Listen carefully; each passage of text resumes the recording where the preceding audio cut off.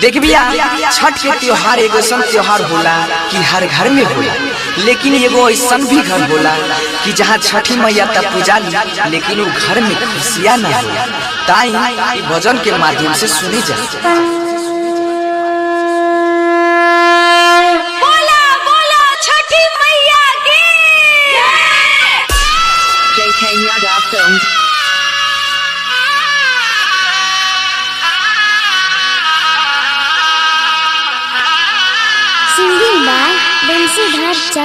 साले साले पूजा के लिया साजा के सपनावा है रोवे छै नयनवा।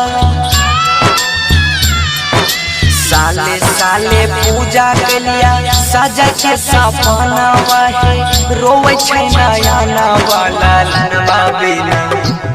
लालनवा बिना सोना लागे छै नयनवा।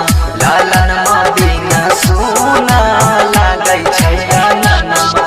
हे मोरी मैया हे छठी मैया हमारा न चाहिए न धनमा।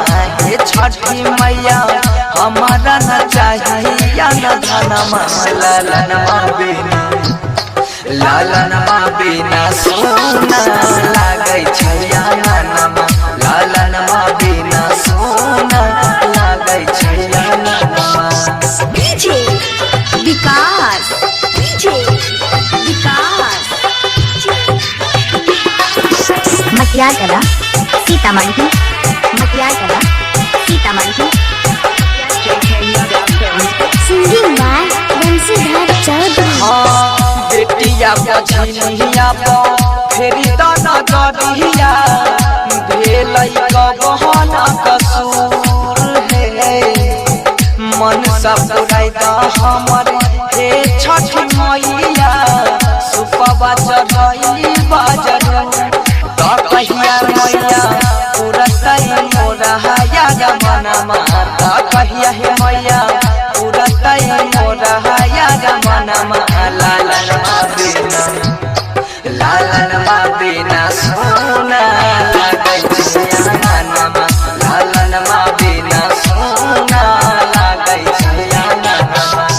DJ Vikas, DJ Vikas.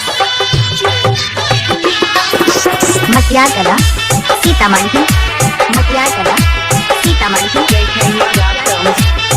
Singing by Bansidhar Chaudhary. रही के उपास माई करै छिया पूजा सुनिला नदी लहावा के दुख हे।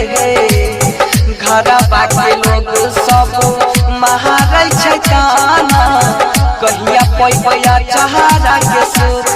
ता सोनू सिंह बनसी के मन हिला कहनमा। ता सोनू सिंह बनसी के मन हिला कहनवा। लालनवा बिना सोना लागे छै नयनवा। लालनवा बिना सोना लागे छै नयनवा।